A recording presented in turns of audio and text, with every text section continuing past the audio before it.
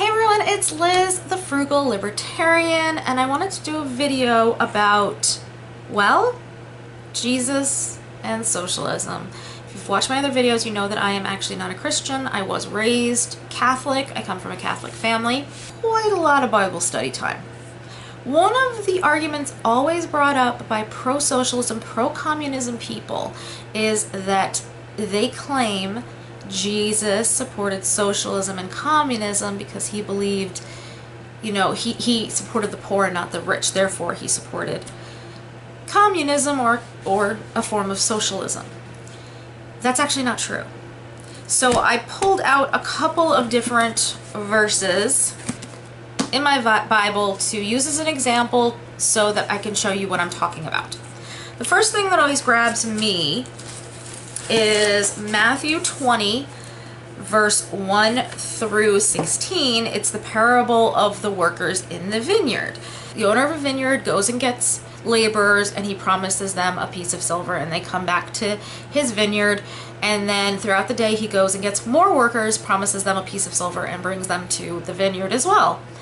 By the end of the day, he has brought in several different groups of people at different times to work in the vineyard. When they're all done, they line up to get paid, and he gives them each the piece of silver he promised.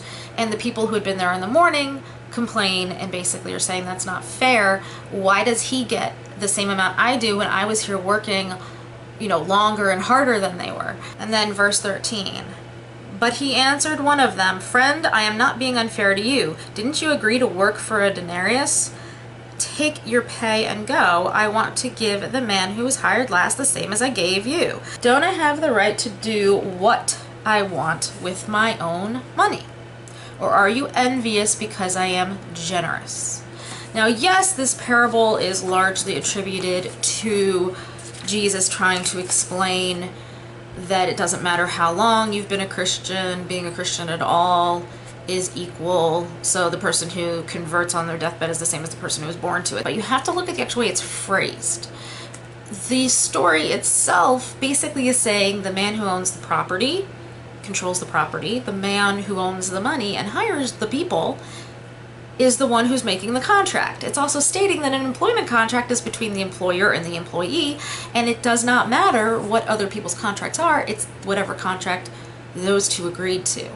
Also, that the person who is hiring them, the boss, can do with his own money what he wants to do. The next one I wanted to go over was Luke chapter 12, verses 13 to 21, which is about inheritance as well as some third party dividing wealth up to make things fair. So this one I can actually read to you because it's pretty quick. It's the parable of the rich fool, which is technically, there is a parable in there, but it starts out not in a parable, which is where I'm going with it. Someone in the crowd said to him, "Teacher, tell my brother to divide the inheritance with me." So right there we have two siblings, parents die, one sibling is given the entire inheritance, the other one is mad because he didn't feel like he got his fair share and wants this third party person, namely Jesus, to force his brother to give him the inheritance that the parents didn't give him. Can you see where this is going? Jesus replied, "Man, who appointed me to a judge or an arbiter between you?" Then he said to them, "Watch out. Be on your guard against all kinds of greed. A man's life does not consist of the abundance of his possessions." Whoa, that's pretty anti-socialism, communism. Basically, what Jesus is saying, the person who is standing there lusting after the wealth that was given to the sibling is guilty of being greedy. The person who is sitting there saying, "Hey, it's not fair that they're getting all of it and I'm getting none of it," is the person in the wrong because they're being greedy. They are lusting after someone else's wealth, someone else's possessions, and are saying it's not fair that I don't have that too. That is completely anti-communist and anti-socialist, because they claim that, oh, it's kind, everyone's equal, blah, blah, blah. But the reality is, to get that way, you have to take things that belong to other people. The people who support this idea are envious that other people have more than they do, and they're greedy for the other person's money. The last one I'm going to bring up is one that has been used by both sides of the argument, but mostly by people who are big government, pro-tax, pro-wealth redistribution people.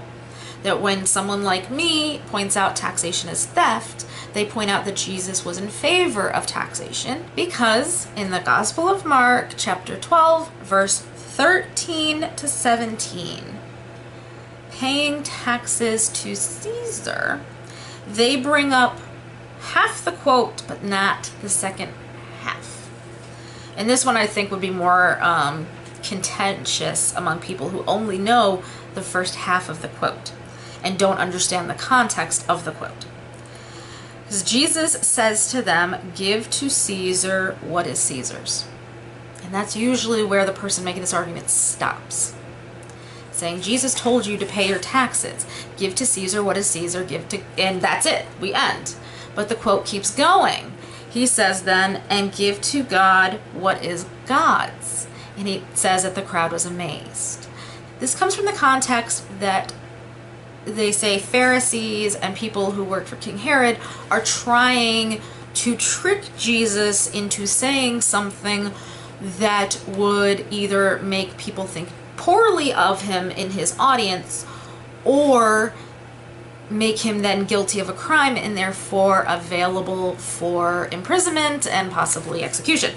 So it starts out by explaining that they're trying to trick him into saying something because they say, "Teacher, we know you are a man of integrity. You aren't swayed by men because you pay no attention to who they are, but you teach the way of God in accordance with the truth. Is it right to pay taxes to Caesar or not? Should we pay or shouldn't we?" Sounds very straightforward, but you have to realize the context. At this time, Judea was under the rule of Rome, and it was pretty nasty. It was consistently full of rebellions, constant rebellions.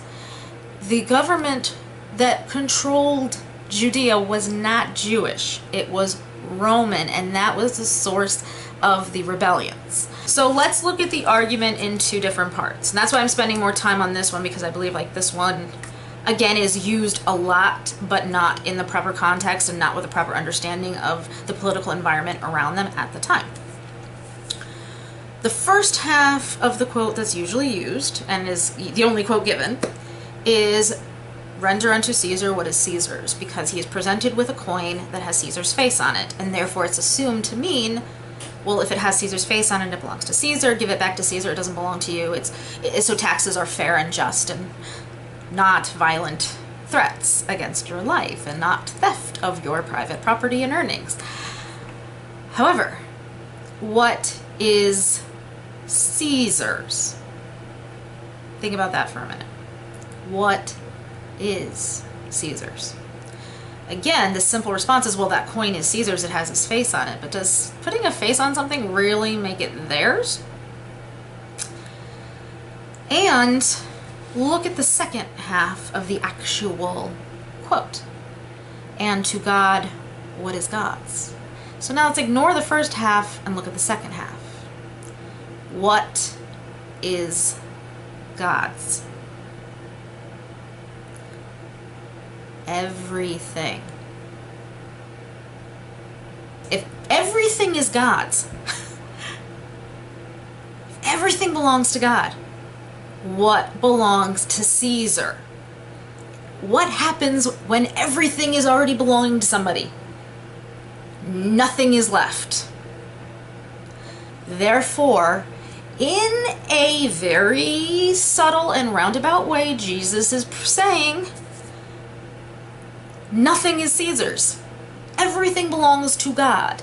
Now, if he stopped at "Render unto Caesar what is Caesar's," and then the quote was done, you would have a justifiable argument that he is saying something in favor of handing over tax money because, again, the Roman coin has Caesar's face on it. However, what has God's face on it? Nothing. And yet, what belongs to God? Everything. Everything belongs to God. Therefore, do any coins or territory or anywhere in the world truly belong to Caesar?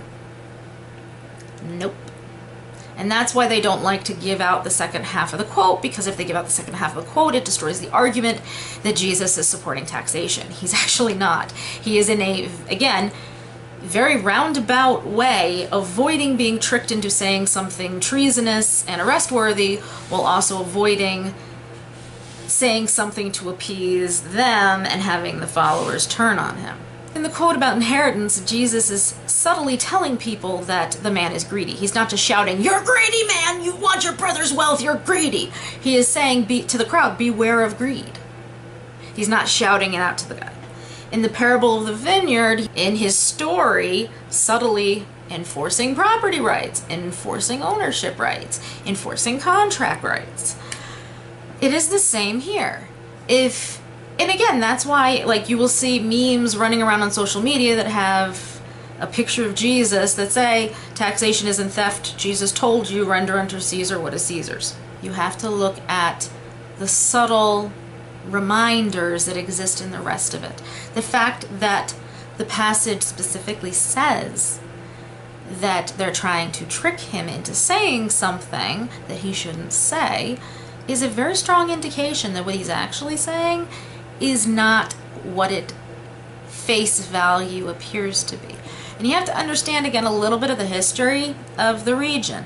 People come out with this idea that Rome is the good guys, that Pontius Pilate is a saint, that kind of thing. He was not a saint. He was a horrible, disgusting human being. When you put it into context and look at the actual history surrounding the region and the history that exists in both Roman history and Jewish history, it starts to become clear exactly what he's saying there.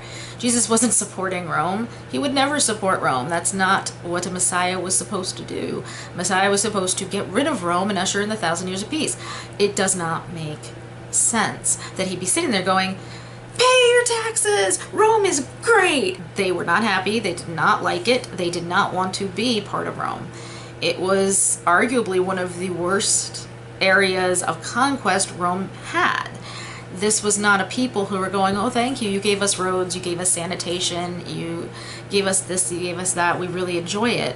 These were people saying, we don't want you here, we want to rule ourselves, get out. And Jesus is saying just that. He is saying, nothing belongs to Caesar. Nothing belongs to Caesar. Everything belongs to God. I don't answer to Caesar, I answer to God, and therefore, I don't owe Caesar a thing. If I am missing a verse that you would like to share, please put it in the comments, because I would appreciate any additional information on this. This is something, again, that shows up quite often online. One person arguing Jesus was a socialist, somebody else arguing Jesus was a communist. Therefore, us taking your money to make everybody's income equal is what Jesus would have wanted. And I think it's good if you have some ammunition to back up the fact that that argument is completely and totally incorrect. So again, if you have any other ones, share them down below. Those are just the ones that come to my head the quickest. I hope you enjoyed this video. I hope it helps you with your arguments in the future. If you did, give me a thumbs up and subscribe. Thank you so much for watching, and I hope you have an awesome day. Bye.